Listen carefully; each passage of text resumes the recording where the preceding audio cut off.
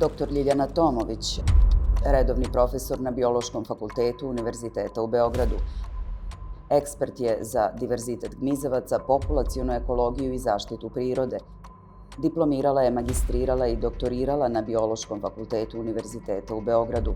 Tokom skoro 30-godišnje karijere objavila je više od 80 naučnih radova u časopisima sa međunarodnih indeksiranih listi. Učestvovala je ili bila rukovodilac u više od 20 nacionalnih i međunarodnih projekata. Član je odbora za faunu Srpske akademije nauka i umetnosti. Dobar dan, profesorka, i dobrodošli. Dobar dan i vama. Na početku ću vas zamoliti da odgovorite na 5 blic pitanja, kratkim odgovorima u jednoj ili 2 rečenice, a zatim ćemo početi razgovor. Da li znate da se negde u svetu planira eksploatacija litijuma na plodnoj zemlji? Prema informacijama koje su kolege sakupile, koji se time bave, nije zabeleženo da se u svetu rudnici, konkretno litijuma, nalaze u samoj blizini nekih urbanih naselja, pa čak i ruralnih naselja. Da li je u dolini Jadra moguće sprovesti rudarenje na ekološki prihvatljiv način? Ekološki prihvatljiv način je, da kažem, logički nonsens. Naravno, sve što ljudi rade ima ekološkog uticaja. U našoj zemlji, nažalost, ne postoje odgovarajući uslovi prema našim sagledavanjima da bi se to moglo ostvariti na ekološki iole optimalan način. Da li bi, prema vašem mišljenju, trebalo te resurse, pa i sve druge, ostaviti nekim budućim generacijama, pre svega tu mislim na zdravu životnu okolinu i vodu? Pa da li možda zamislite čoveka koji bi na ovo pitanje rekao ne? Sasvim je logično da svako želi da ostavi životnu sredinu u barem takvoj stanju kako je zatekao. Može li bilo koja kompanija da garantuje da neće doći do curenja otrovnih materija i zagađenja životne sredine prilikom rudarenja i prerade litijuma? Pa, de facto, svaki čovjek ili svaka kompanija ili svaka institucija može da garantuje bilo šta u bilo kom trenutku, ali to nije ono što je ovde suštinsko pitanje. Pitanje je rizika i verovatnoće da te garancije pre ili kasnije u ovakvim uslovima ne mogu da budu zadovoljene. Da li ste protivnik rudarenja kao privredne grane? Pa to bi pitanje bilo isto što je i pitanje da li ste protivnik razvoja ljudske civilizacije ili opstanka ljudske civilizacije. Ljudska civilizacija je i nastala između ostalog na rudarstvu kao i nekim drugim aktivnostima čoveka, tako da bi to značilo da bih želeo da se spreči dalja socijalna evolucija ljudske civilizacije. Naravno da je.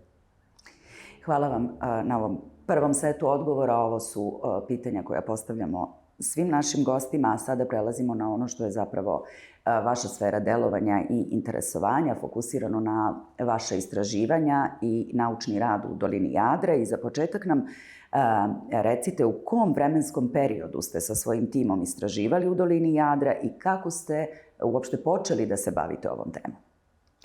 Konkretno ja nisam bila učesnik projekta, ovog formalnog projekta, koji je započet tokom juna meseca.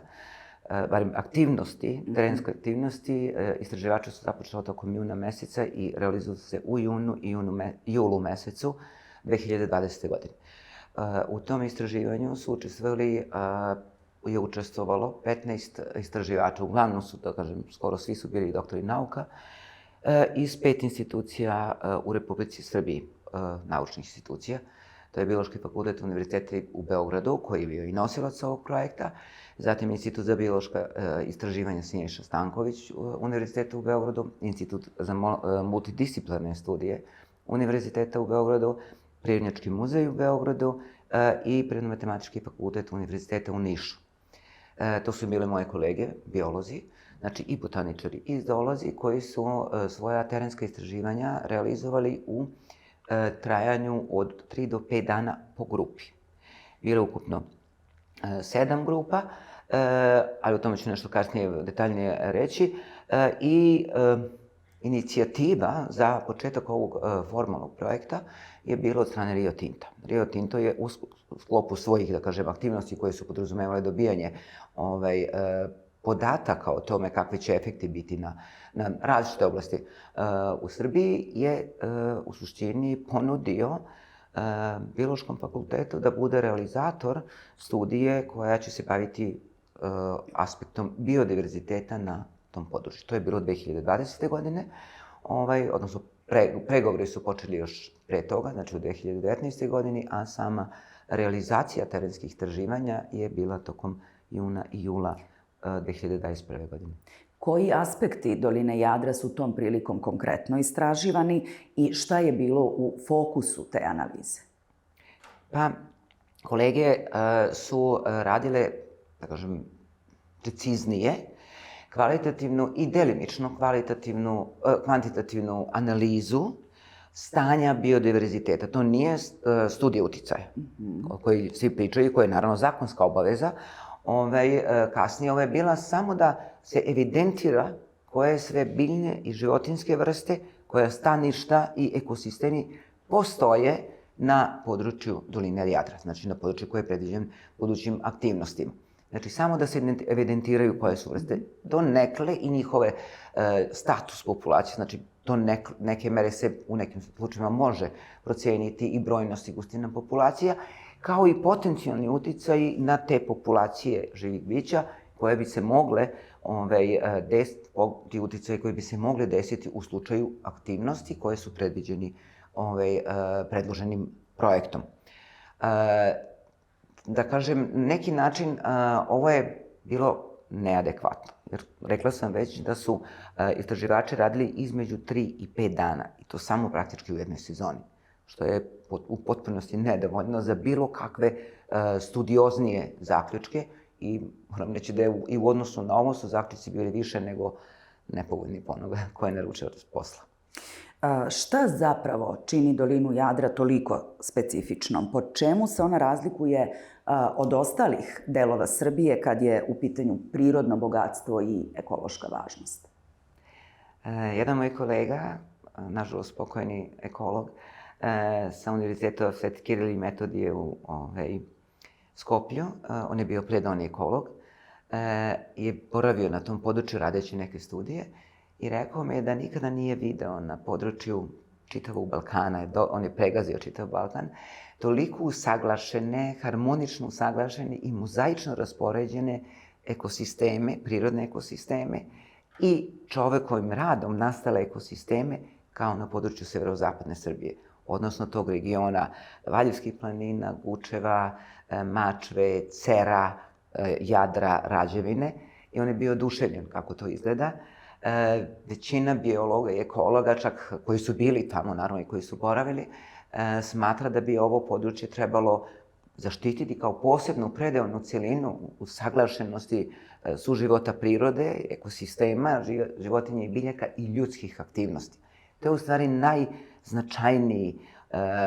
najznačajnija specifičnost ovog područja, jer u mnogim drugim delovima Srbije, kao biolog znam iz putovanja, iz terena u čitavoj Srbiji, ili su regioni veoma, da kažem, razvijeni, gde su poslednji ostaci prirode toliko suženi, toliko mali da ih maltene i ne primećujete, niti moguće dugoročni opstanak živih bića, ili, s druge strane, su opustili, kao što je veći delovi istočne Srbije, jugoistočne Srbije, jugozapadne Srbije, gde nema ljudskih nasada. To je na neki način dobro za prirodu, ali u tom smislu suživot i harmoničan razvoj i čovekovih naseobina, odnosno aktivnosti, ali i očuvanost prirode ne postoji mogu reći, u čitavoj Srbiji, a delom i na centralnom Balkanu. To je specifičnost ovog kraja. Možete li onda da nam razložite, da nam bolje pojasnite, da i mi steknemo zapravo sliku koje su to vrste biljaka, životinja, staništa koji su prisutni u ovom području, ali i da nam nekako, ako je to moguće, objasnite na koji način bi oni bili ugroženi eventualnom realizacijom ovog projekta rudarenja? ovim istraživanjima koje su rađene, rekla sam, za vrlo kratko vreme, je tokom 2020. godine zabeleženo preko 100 vrsta staništa biljaka i životinja na ovom relativno malom području koje je bilo određeno ovim projektom, na tim lokalitetima koje je Rio Tinto zahtevao. Znači, preko 100 vrsta, različitih vrsta staništa. Od tih staništa, preko 30 vrsta je, tipova staništa u stvari, je označeno kao prioritetno ili značajno za zaštitu nacionalnim zakonodavstvom ili međunarodnim ratifikovanim dokumentima i, između ostalog, i Natura 2000 programom. Zatim tu je zabeleženo i preko 470 vrsta vaskularnih biljaka, odnosno viših biljaka. Naknadnim istraživanjima je taj broj se popeo na preko 500 vrsta, što je jako značajno. Treća stvar, kada su u pitanju životinje, zabeleženo na tom području negde blizu 100 vrsta vodenih beskičmeka, odnosno u vodotokovima i vodenim staništima. Zatim preko 190 vrsta koleoptera, odnosno tvrdokrilaca, što je ogroman broj. Više od 50 vrsta leptira, iako je to, da kažem, relativno mali broj, odnosno na ukupan broj vrste leptira u Srbiji, ali, pošto je sezona aktivnosti, odnosno realizacija ovog projekta bila ograničena samo na juni i juli mesec, koji nije glavna sezona aktivnosti leptira, to je naravno broj koji je daleko manji od onog koji bi potencijalno i realno bio prisutan. Osim toga su zabeleženi i 23 vrste riba, 11 vrsta vodozemaca, 10 vrsta gmizavaca i blizu 60 potencijalno ili realno prisutnih vrsta sisara. To su ogromni brojevi. Znači, za tako malo područje, to je izuzetan diverzitet. Najveći broj ovih vrsta, znači u nekim slučajima i preko 70% vrsta u određenoj grupi su vrste koje su strogo zaštićene ili zaštićene nacionalnim zakonodavstvom i ratifikovanim dokumentima, kao što je Bernska konvencija, Bonska konvencija, zatim Natura 2000 program. Tako da su to izuzetno značajne vrste sa aspekta zaštite i ugroženosti biodiverziteta. Ono što je nesumnjivo jeste da bi izgradnja svakog rudnika, između ostalog i rudnika litijuma, i utvrđeno je ovim istraživanjima, neminovno dovela do uništavanja, potpunog uništavanja određenih populacija ovih vrsta na tom području, zatim uništavanje staništa, jer vrste možete i da opstanu, ali ako nemaju stanište, džaba one nemaju gde da žive, ne mogu živjeti u vakuumu. S druge strane, delovi nekih drugih staništa bi bili toliko degradirani, odnosno narušeni, da bi praktički, iako ostanu te jedinke određenih vrsta, da bi vrlo brzo u relativno kratkom roku te populacije smanjile brojnosti, na kraju nestale. Tako da je nesumnjivo da je u samoj zoni rudnika, znači i iskopavanja, isto tako i ovog industrijskog postrojenja za preradu, ali još više za odlagalište otpada, koje se stalno menjalo, znači u različitim dokumentima, pa i sad ovih poslednjima, vidite da je nedefinisano do kraja, odnosno nije tačno precizirano na kojim lokalitetima će se nalaziti odlagalište, što je izuzetno značajno s obzirom na toksičnost određenih elemenata u tim jalovištima, odnosno u jalovini.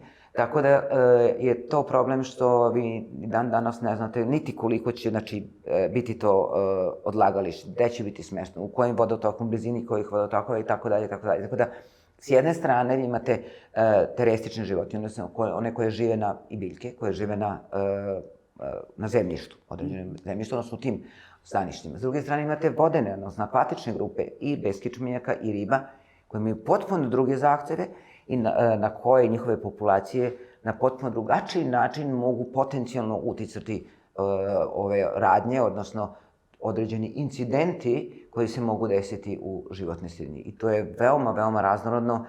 U nekim slučajima i ne možete za 5 dana predvideti i upozoriti na to šta bi se moglo desiti, jer nemate dovoljno vremena. A koji su onda na osnovu svega toga što ste sada rekli glavni zaključci zapravo istraživanja o ekosistemu o kojem govorimo? Glavni zaključak ovog tima koji je radio na području Jadra jeste da bi u cilju održavanja i zaštite diverziteta biljaka i životinja kao i staništa na ovom području, najoptimalnija mera bila da se u ovom trenutku odustane od projekta Jadar, kako bi se zaštićilo čitavo ovo područje. Možemo li onda sada da budemo još konkretniji? Šta bi se zapravo konkretno moglo dogoditi ukoliko bi se u Jadru rudarenje, ali i prerada zaista i realizovalo? Ne morate da imate staklenu kuglu ili da pretpostavljate mnogo, možete da pogledate rudnike koje postoje u Srbiji. Ako ste bili u rudarskom basenu Bor, Majdanpek, cela, hajde kažem, veći deo severoistočne Srbije, pa i delom jugoistočna Srbija, kao što je Dukat, Besna Kobila, na kraju krajeva bilo koji rudnik, možete uporediti stanje po slikama ili po svedočenjima, šta je sad sve tamo živelo, kako su izgledali ekosistemi, bile su šumski, livatski, visokoplaninski, koji god, i pogledate slike kako danas izgledaju. Znači, samo poređenjem, to ne mora da budete ni stručnjak, ni naučnik, poređenjem jednog i drugog stanja, pre i posle, možete videti šta će se desiti. Naravno, to nije situacija u nekim razvijenim delovima sveta. Uglavnom su to nerazvijeni delovi sveta, odnosno rudarske kolonije ili neokolonije, što mi de facto već jesmo u velikom delu, barem istočne i severoistočne Srbije. Tako da tu nema nikakve dvojbe šta bi se desilo, jer se već dešava, jel? Na drugim delovima naše zemlje i sveta, a ono konkretno šta bi se desilo kada bi se tako nešto ostvarilo je nešto što je vezano za direktne aktivnosti koje su tu neminovne da se ostvara, a već se ostvaraju, jer ako ste vidjeli skoro ili kogod je bio na području od Šapca do Loznice i od Loznice do Donjih Nedeljica i Gornjih Nedeljica, pa čak i prema Valjevu, vide već da se tu je veliki deo prirode i ekosistema već razdrovan, jednostavno uništen, zato što su tu već započete da se grade i u velikoj meri završene saobraćajnice koje tu postoje sada, znači da li se zove brza saobraćajnica, isto tako je planirana i već delom se izvode radnje vezane za železničku mrežu, tako da je već deo toga uništen, tu nema dvojbe. Naravno da moraju da postoje putevi i naravno da moraju da postoje ljudske naseobine i ljudska infrastruktura. Nije isto kada vi uništite prirodu zarad jedne bolnice ili zarad jednog autoputa ili mosta, kada je korist društvene zajednice i stanovništva mnogo veća, višestruko veća od štete koje se nanese prirodi. Na kraju krajeva tako i nastala civilizacija. Ali, ukoliko bi se to sve dešavalo, a već se dešava, u stvari realizovalo na račun toga da neka druga strana, a ne narod, ima koristi od svega toga, onda je šteta koja će se neminovno naneti prirodnim ekosistemima u stvari mnogo, mnogo veća nego što je korist za samu prirodu i ljudsko stanovništvo. Znači, to je samo pitanje cost benefit. Šta onda sve ovo o čemu govorimo zapravo znači za čoveka, užu i širu društvenu zajednicu? Konkretno, s obzirom da je čovek biće, odnosno životinje kao i druge vrste životinja, a naravno na njega utiču kao i na biljke i na životinje isti faktori kao i na druge populacije, za njega bi takvi incidenti potencijalni, bilo da su hemijski, biološki ili fizički, naravno imali identičan efekt kao i na druga živa bića. Dodatno, u samom zoni rudnika, ljudsko stanovništvo bi moralo da bude dislocirano, odnosno premješteno, jer je nemoguće da u samim užim zonama i rudnika, i industrijskog postrojenja, ali i odlagališta ne bi mogao da bude prisutan, da kažem, čovek, odnosno njegove niti jedinke, niti njihove aktivnosti mogu da se realizuju. Ne samo na čoveka, nego i na useve, odnosno na poljoprivredne proizvodnju. Sigurno da u samoj zoni rudnika i okolini ne bi mogle da se realizuju, a isto tako i domaće životinje, kao i divlje životinje, bi imale iste ili vrlo slične efekte potencijalnih negativnih uticaja iz životne sredine. Naravno, ono što je neminovno, kao i za biljke i životinje, taj deo ne bi bio vezan samo 200, 400, 800 hektara, koje takođe nije precizirano u ovim projektnim dokumentima Rio Tinta, nego je to daleko šire područje. Jednostavno ne, to su sva bića koja, znači i čovek i druge populacije su bića koje se kreću. I ne možete vi da život ograničite na 200 hektara, da kao ste rekli da će biti realizacija rudnika. To je nemoguće. A koji su zapravo ključni faktori koji su povezani sa eksploatacijom, a koji bi mogli negativno da utiču na ekosistem doline Jadra? Pa samo rudarstvo je naravno, odnosno rudarske aktivnosti, su najvažniji, najznačajniji potencijalni faktor ugrožavanja prirodnih populacija, znači biljaka i životinja, odnosno rudarske aktivnosti, iskopavanja rude, direktno utiče na fizički opstanak biljaka i životinja na tom području. To je najbitniji, najznačajniji uticaj. Drugo je naravno ono što sam već pomenula, to su izgradnja određenih infrastrukturnih objekata, kao što su železnica, putevi, urbana infrastruktura, sve prateći pomoćni objekti. To je vezano i za rudnik, isto tako i za industrijsko postrojenje. Znači, sve je to fizički, ne da može, nego će definitivno uticati na opstanak živog sveta na tom području. Da ne govorim posebno o odlagalištu, odnosno jalovištu, koje ima ne samo fizičke karakteristike koje dovode do uništavanja jedinki, nego i potencijalno veliku količinu otrovnih, odnosno toksičnih materija, na kojima sigurno hemičari su mnogo puta već govorili, koje bi doveli do hemijskog negativnog uticaja na prirodne populacije, staništa, a posebno kao potencijalni rizik, mi uvek govorimo o rizicima. Znači, mi ne možemo da kažemo da desit će se velika poplava, znači, to se dešava. Samo je pitanje procene verovatnoće određenog događaja, a mi smo vidjeli od 2014. godine, ako se sećam, kada su bili najveće poplave, a nakon toga su u ovom području bili više puta visoki vodostaji i to je potpuno bilo sve devastirano. Tako da vi to ne možete sprečiti da se dešava. Mislim, mi nismo bogovi.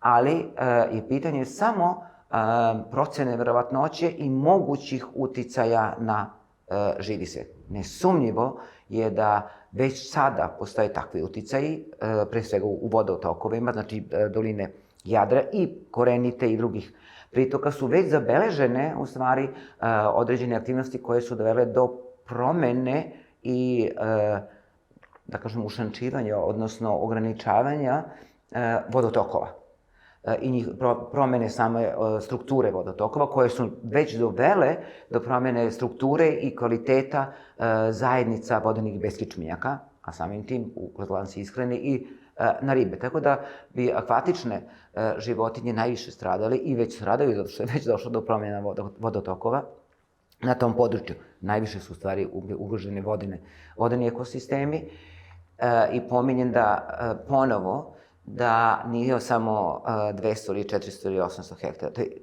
čitavo slivno područje doline Jadra, sa nekoliko reka koje se ulivaju i naravno utiču jedno na drugo, u stanju u jednoj reci i tekako utiče na stanje u drugoj reci, a naravno i nizvodno od ušća reke Jadar u Drinu, što onda drastično povećava u stvari uticaj potencijalnih aktivnosti u rudniku na negde po našim proračunima otprilike 10.000 hektara. Ako računate, znači čitavo slivno područje Jadra i slivno područje Drine nizvodno od Jadra. Znači, jedan incident, hemijski ili fizički, da se desi u jednoj od pritoka Jadra, neminovno će uticati na barem 10.000 hektara slivnog područja Jadra i delom Drine. U septembru ove godine Biološki fakultet Univerziteta u Beogradu, čiji ste profesor, oglasio se povodom tada objavljenog nacrta studije o proceni uticaja na životnu sredinu potencijalnog rudnika u Jadru. Zašto ste tada reagovali i koje su bile zapravo vaše najveće zamerke na nacrt studije? To je u stvari bio nacrt studija. Nacrt i studija, naravno, kod opšte stanovništva nije dovoljno prepoznato kao različiti dokument. Nacrt studije u stvari nije uopšte obavezujući dokument. Tako su i naveli sami autori studije, to su u stvari 3 studije koje su, prvo zakonski to nije dozvoljeno, da bi jedno postrojenje, odnosno jedan infrastrukturni objekat, u ovom slučaju industrijski objekat, je rudnik, ne može da bude u 3 nacrta. Jednostavno morate da obuhvatite celokupnu infrastrukturu koja se razmatra. Ovo je razdvojeno u 3 studije, odnosno nacrta studije. Jedno je vezano za rudnik, drugo je vezano za industrijsko postrojenje prerade i treće za odlagalište. Ono što je prvo nama zasmetalo jeste da su se oni u tom nacrtu, u tim nacrtima ogradili od tačnosti informacija koje su naveli u samoj studiji, što je nonsens, jel? A vi taj dokument dajete kao u želji da bude osnova za javnu, transparentnu raspravu. A vi se ograđujete od tačnosti informacije koje ste u tim dokumentima izneli i skidate sa sebe odgovornost time. Znači, dajete neki pamflet bez veze za koje niko ne odgovara. Ono drugo, što je konkretno Biološki fakultet imao ogromnu primjedbu, jeste da je upravo glavni zaključak, odnosno preporuka Biološkog fakulteta bila da se u cilju zaštite biodiverziteta područja odustane od rudnika u Jadru, znači da je najoptimalnija mera odustajanja je potpuno izostavljena kao deo zaključaka koji su oni preneli i pozvali se na, u stvari, studiju analize biodiverziteta koje je Biološki fakultet radio, odnosno ovih 5 institucija. Znači, oni se pozivaju na osnovne dokumente, a ne prenose na adekvatan način sve zaključke koji su izneti. Dodatni prekršaj je što je u suštini time plagirano, odnosno na tendenciozan način izbegnuto da bude prenešeno, što je čak i objavljeno u monografiji, odnosno u zborniku sa simpozijom o Jadru, koji je bio održan 2021. godine u maju mesecu u Srpskoj akademiji nauka i umetnosti. Znači, samim tim oni su dezavuisali i monografiju, odnosno štampano izdanje SANU. Jer nisu preneli sve zaključke koji su bili izneti od strane Biološkog fakulteta. To ne može da se tumači drugačije nego kao tendenciozno izostavljanje glavnog, najvažnijeg zaključka. Zašto? Zato što njima to nije išlo u prilog. Oni su iznijeli neke druge zaključke koje su po grupama, naravno, kolege biolozi iznijeli vezano za grupu beskičmenjaka, riba, vodozemaca, i tako dalje, staništa, vegetacije, ali nisu iznijeli ove preporuke koje su najvažnije za samu studiju.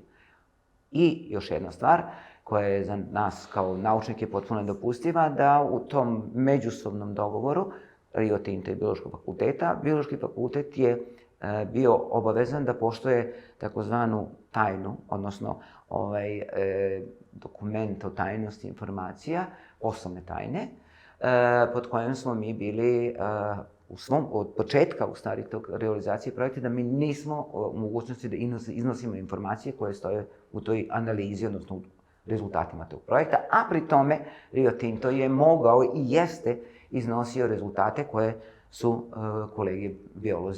do kojih su kolegi biolozi došli. Da ne govorim da su tim dokumentima koje mi nismo mogli da iznosimo, a oni jesu mogli, ne samo bili dostavljeni trećim licima, u ovom slučaju čak ministarka Đedović, pa čak i predsjednik Republike, da su oni imali uvid u dokumenta koji bi trebali da budu ugovor o poslovnoj tajni između 2 ugovorne strane.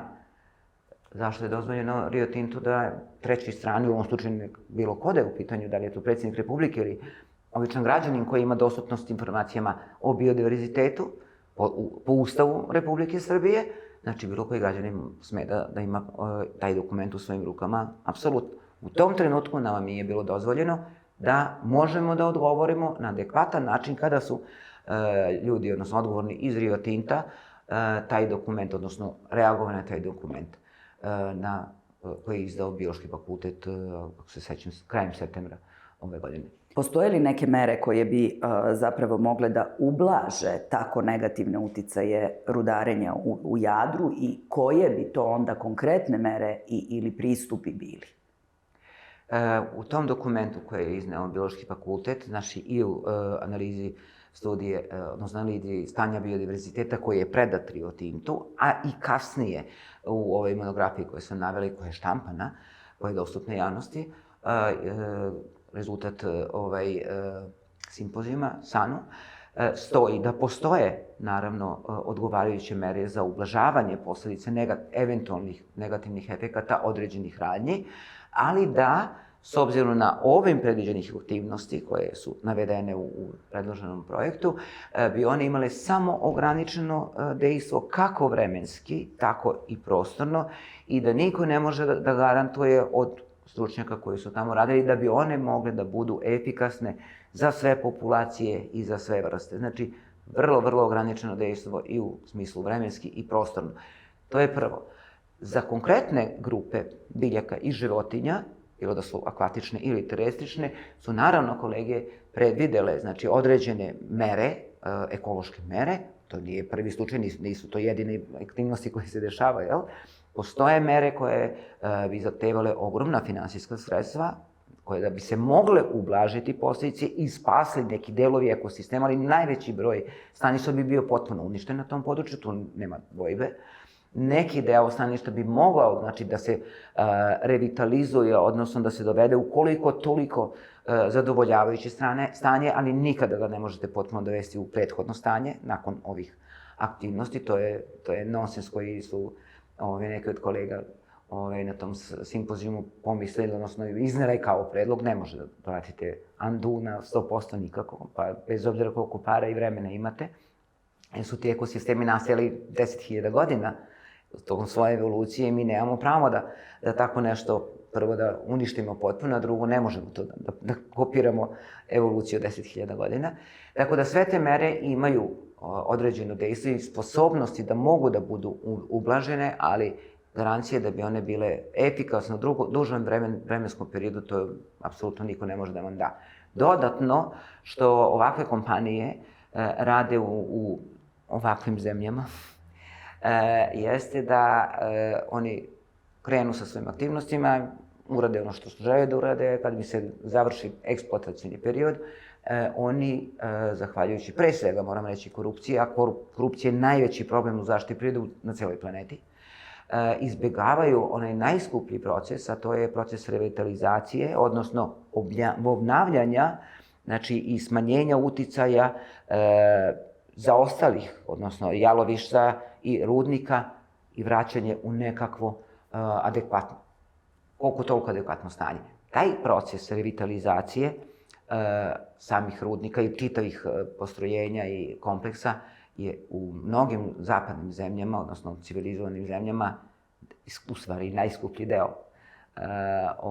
rudarske eksploatacije. Tamo moraju to da rade, tako da dobro razmišljaju kako će provesti eksploataciju, kako bi smanjili te završne troškove zatvaranja rudnika koji mogu da traju nekoliko godine, užasno mnogo koštaju. Kod nas to niko ne radi. A na osnovu čega zapravo vi temeljite sve zaključke o kojima govorim? Pre svega, naravno, na naučnim istraživanjima. Kolege jesu radile vrlo kratko vreme, zato što im je tako i dato, nije im dato više vremena. I ono što su kolege navele u tom dokumentu jeste da svako dalje istraživanje i šire istraživanje bi u stvari samo pojačalo argumentaciju da ima još više vrsta i još više staništa koje treba zaštititi, koje su ugrožena. Tako da, kogod da dođe ponovo da radi, bi morao da ponovi identičan eksperiment, odnosno istraživanje u prirodi, i teško da bi mogao, praktički nemoguće da bi mogao da dođe do drugačijih zaključaka nego što su ovde došli. Samo bi se u stvari, rekla sam, pojačala argumentacija onoga što je već iznešeno kao rezultati, ne samo na osnovu istraživanja od tih 5 ili 6 dana koliko su imali po grupama, nego i na osnovu adekvatne i relevantne naučne literature koje su kolege koristili ne samo za ovo područje da bi došli do podataka kako je stanje diverziteta, odnosno kvalitativno stanje diverziteta, nego i poređenje sa drugim, da kažem, regionima na području Srbije ili na područje Balkana, u smislu koliko je značajan i koliko i procenat diverziteta ovog područja čini u stvari ukupni diverzitet Srbije i tako dalje. Znači, svi relevantni izvori i dodatno na Biološkom fakultetu postoji Centar za istraživanje informacije o biodiverzitetu, gde je skupljena ogromna baza podataka, znači za čitavo područje Srbije, nekoliko stotina hiljada podataka, vrlo kvalitetnih podataka o tome kakve, odnosno na kojim područjima žive koje biljne i životinjske vrste, koji su faktori ugrožavanja, koje bi se mere trebale preduzeti. To je projekat koji je trajao 7-8 godina intenzivno, tako da na osnovu i trećeg izvora, to je baza podataka na Biološkom fakultetu o stanju biodiverziteta u Srbiji, sve su to u stvari izvori na osnovu kojih su ova istraživanja prezentovana. I to su zaključci koji iza sebe imaju jaku argumentovanu naučnu potporu. Koji je onda vaš generalni stav u vezi sa otvaranjem rudnika u Jadru? Kao biolog ja nemam nikakve dvojbe šta može da bude generalni stav. Idite da vidite u Bor ili u Majdanpek da li je moguć život na području i kako izgleda život na području tih rudarskih bazena. Nemam nikakve dvojbe da ako je u pitanju izbor između rudnika u ovakvom stanju, u ovakvoj situaciji u zemlji i ovakvog načina predviđenog izgradnje rudnika ili, s druge strane, održanje života u najširem smislu te reči, bilo da su u pitanju ljudske populacije, životinjske i biljne populacije, staništa, čitava mreža života, nemam dvojbe da zajedno ne idu. Ili rudnik, ovakav rudnik, ili život. Jedno morate izabrati. Ja kao biolog nemam dvojbe šta biram. Koja je onda vaša poruka i javnosti, ali i donosiocima vlasti kada je u pitanju zaštita prirodnih resursa i uopšte živog sveta u dolini Jadra? Pa, mislim da je u stvari jedina smislena poruka bi bila da moramo poštovati princip predostrožnosti koji ukazuje na to da ukoliko postoje određeni rizici nekih projekata, nekih aktivnosti po buduće generacije, ma koliko oni bili unosni u nekom finansijskom smislu, oni moraju biti obustavljeni ili zaustavljeni, jer kockanja sa životom nema. Sa opstankom života ne samo ljudske populacije i budućih generacija ljudskih populacije, nego sve ono što čini mrežu života. Čak i kada po ovom principu predostrožnosti, kada ne postoje konkretni, direktni naučni dokazi da može biti velikih štetnih efekata, upravo zbog toga što se ne smete kockati sa potencijalnim, čak i sa najmanjom verovatnoćom ukoliko je cena previše visoka, a u ovom slučaju jeste previše visoka, jer je došlo do devastacije čitavog područja, vi ne smete preduzeti takvu odluku. Bilo da se donosioc odluka u Srbiji, bilo da se stručnjak, bilo da ste lokalna zajednica ili širom javnosti, da li smete da stavite odluku u svoje ruke o budućnosti sopstvene dece, njihovih potomaka ili čitavog živog sveta na tom području, pa i na nivou Srbije, on je jedini rudnik. Koliko sme čovek da u svojim rukama drži ovakve kocku? A šta biste poručili svojim kolegama?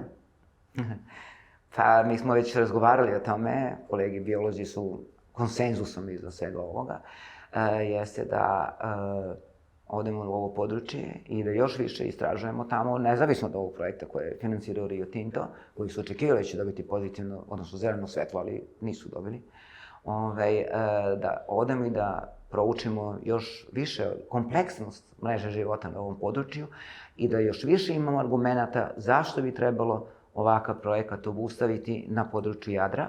I ne samo području Jadra, nego je, znate i sami da je i na nekoliko drugih mesta bilo i ima još uvek istražnih bušotina, tako da je na barem još 10-ak područja u Srbiji predviđena eksploatacija. Za sada još ne eksploatacija, ali istražne bušotine već postoje, tako da su u planu još 9-10, u javnosti postoji čak i 11, odnosno broj kod 11 rudnika, samo litijuma i bora. I mislim da nema sumnje da mi biolozi i ekolozi imamo puno posla, jer na svim ovim područjima, ako je samo jedan od njih, i to je domino efekat, koji će se desiti ako dođe do realizacije ovog projekta. Znači, imamo puno posla da i na drugim područjima koje su potencijalno ugrožena odemo i istražujemo i dokažemo da su to zaista područja koja ne bi smela da potpadnu pod kratkoročne, kratkovide i alave interese nekih drugih strana, a ne našeg naroda. Hvala vam najlepše na ovom razgovoru. Hvala vam.